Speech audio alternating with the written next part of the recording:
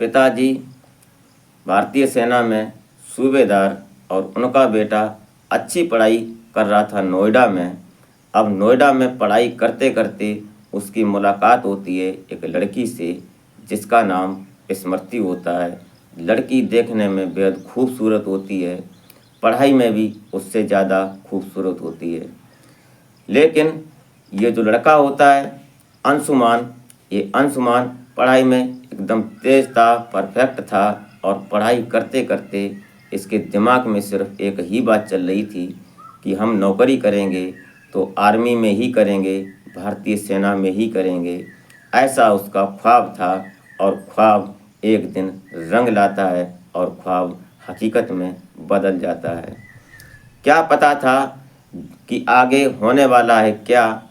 जो स्मृति होती है और अंशुमान नवयुवा थे, पढ़ाई करते करते दोनों में मुलाकात होती है और मुलाकात एक दिन पढ़ाई से, मुलाकात से एक दिन प्यार का रूप ले लेती है और ये रूप प्यार का लगभग 8 साल चलता है। और उसके बाद क्या होता है वो कहानी में अंत तक आप ज़रूर बने रहिएगा और वीडियो लास्ट तक देखें, क्योंकि आज की वीडियो एक शहीद के नाम पर है और एक विधवा शहीद की पत्नी के नाम पर है, जो दर्द दास्तां मैं आपके सामने बयान करने जा रहा हूँ। वीडियो अच्छी लगे तो लाइक कर लें और चैनल को सब्सक्राइब कर लें ताकि हमारा हौसला बढ़ता रहे। नमस्कार, प्रणाम, मैं अजय कोहली। आज की जो सच्ची घटना मैं आपको सुनाने जा रहा हूँ, ये घटना उत्तर प्रदेश का ज़िला पड़ता है देवरिया, और देवरिया के रहने वाले जो इनके पिता सूबेदार रवि प्रताप सिंह होते हैं, इनका बेटा होता है। इस बेटे का नाम अंशुमान होता है और इनकी जो सूबेदार रवि प्रताप सिंह होते हैं, इनकी पत्नी का नाम मंजू सिंह होता है। इस परिवार में 3 लोग और बड़ी खुशहाल ज़िंदगी जी रहे थे, खुशनुमा ज़िंदगी थी। पढ़ाई करते करते 19 जुलाई 2023 में इनकी ऐसी घटना घटती है जो घटना ने इस पूरे परिवार को हिला कर रख दिया। और इस घटना ने इस परिवार में जो नवयुवती, जो नई शादी होकर आई थी, उसकी ज़िंदगी को तबाह और बर्बाद कर दिया।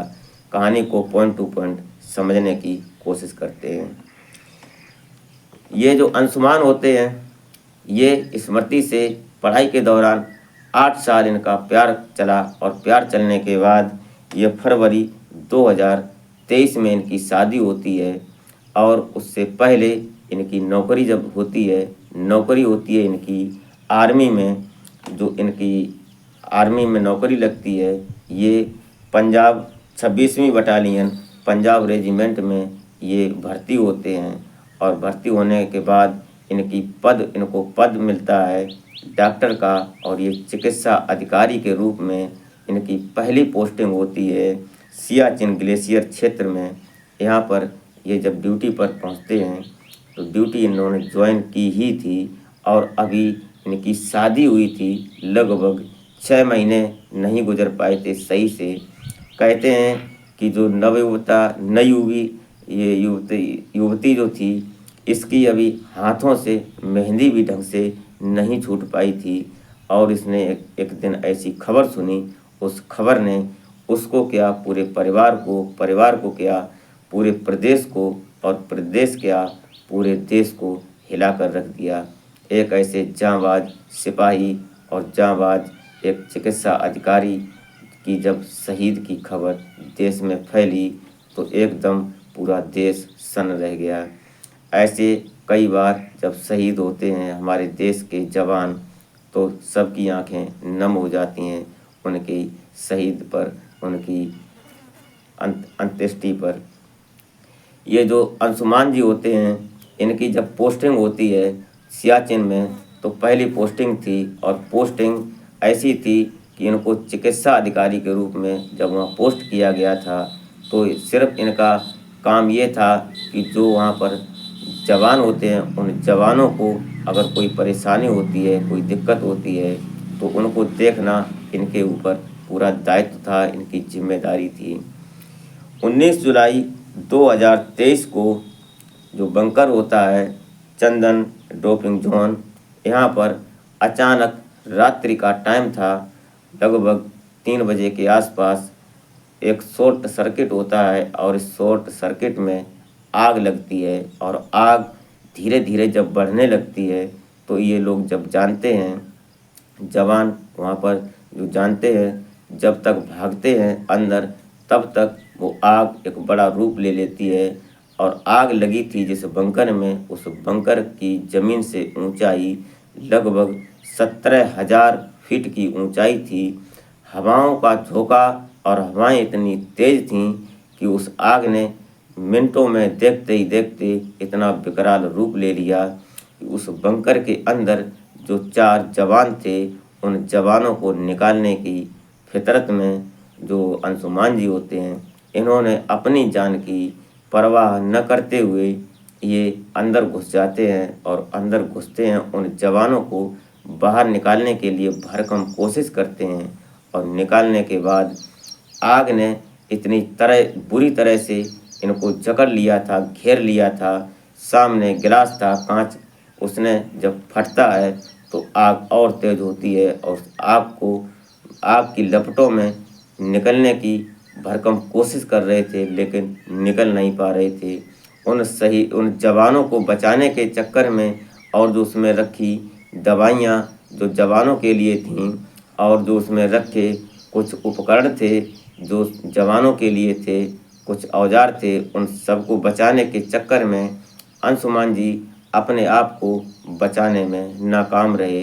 इन्होंने कोशिश बहुत की लेकिन आग की लपटों ने इन्हें जकड़ लिया और ये इतनी बुरी तरह झुलस गए कि जब तक बाहर आए और इनको जो उच्च अधिकारी थे और वहाँ पर जो जवान थे, वहाँ से लेकर चंडीगढ़ जब तक लाते हैं और वहाँ हॉस्पिटल में जब तक भर्ती करते हैं, तब तक ये अंशुमान, डॉक्टर अंशुमान कैप्टन जो होते हैं, ये देश के नाम अपनी सांसें कर देते हैं।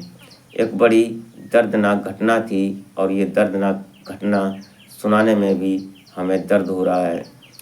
ये सुनकर ये जब वहाँ शहीद हो जाते हैं, इनकी सांसें थम जाती हैं देश के नाम। उसके बाद ये खबर जब इनकी पत्नी स्मृति को लगती है, फ़ोन किया जाता है आर्मी की तरफ से, तो इनकी पत्नी के पैरों तले ज़मीन खिसक जाती है और इनके कानों पर ये यकीन नहीं कर पा रही थीं कि हम ये सच सुन रहे हैं या झूठ है। इनके पिता पहले से भारतीय सेना में सूबेदार थे, रवि प्रताप सिंह। उसके बाद जब ये सब लोग जानते हैं तो पूरे गांव में, पूरे प्रदेश में एक मातम की लहर दौड़ जाती है। धीरे धीरे जब ये बात आगे बढ़ती है सोशल मीडिया के माध्यम से और भी चैनलों के माध्यम से, जब इनकी पत्नी उन शहीद अपने पति के सामने पहुंचती है, इनकी माँ पहुंचती है, तो फिर जो दर्द था उस समय का वो बयान नहीं हो सकता। उसके बाद जब इनको अभी सम्मान चक्र मिला, माननीय राष्ट्रपति महोदया जो द्रौपदी मुर्मू जी ने जब इनको सम्मान चक्र दिया है स्मृति को और इनकी माँ मंजू सिंह को, तो वहाँ पर बैठे जो उच्च अधिकारी के नेतागण थे, जैसे माननीय नरेंद्र मोदी जी प्रधानमंत्री, उसके बाद रक्षा मंत्री राजनाथ कोविंद जी वहाँ पर बैठे थे और उच्च लेवल के जो नेतागण बैठे थे, लीडर बैठे थे, उनकी आंखें भी नम हो गईं, उनके भी दिल में पानी आ गया, पसीज गया आंखें। कुछ कहने को बचा नहीं था जब माननीय मुर्मू जी ने जब उनको कीर्ति चक्र से सम्मानित किया, स्मृति को जब कीर्ति चक्र दिया, उनकी मां मंजू सिंह को जब चक्र दिया कीर्ति चक्र, तो वहाँ पर बैठे सभी की आंखें नम हो जाती हैं। अब ये वहाँ पर जो दास्तां बयान हो रही थी, उस दास्तां को सुनते सुनते सभी लोग आंखों में पानी आ जाता है। लेकिन उसके बाद मुर्मू जी ने उनको ढांढस बंधाया और उनके साथ हर संभव मदद करने की बात कही। उसके बाद प्रदेश की सरकार जो हमारे मुख्यमंत्री योगी आदित्यनाथ जी हैं, उस देवरिया रोड का नाम बदलकर जो शहीद अंशुमान जी के नाम पर उस रोड का नाम किया। कुछ गांव में ऐसी बातें और ऐसे काम किए जो प्रदेश की सरकार ने भी उनका हर संभव सम्मान किया और अपने जो प्रधानमंत्री जी होते हैं वो पूरे रोड को और वहाँ के गांव को उनके नाम से सम्मानित किया। अभी कुछ समय पहले जो मुसलमान भाइयों का एक त्यौहार होता है, इसमें जुलूस निकाला जाता है, उस जुलूस में अंशुमान जी की झांकी निकाली गई, बड़ा सम्मान किया गया। कहते हैं कि देश बांटने की बात नहीं है, न मुसलमान भाई दूसरे हैं और ना हम दूसरे हैं, ना हिंदू दूसरे हैं, कोई दूसरा नहीं है। सिर्फ केवल होना चाहिए तो इंसान के अंदर इंसानियत होनी चाहिए।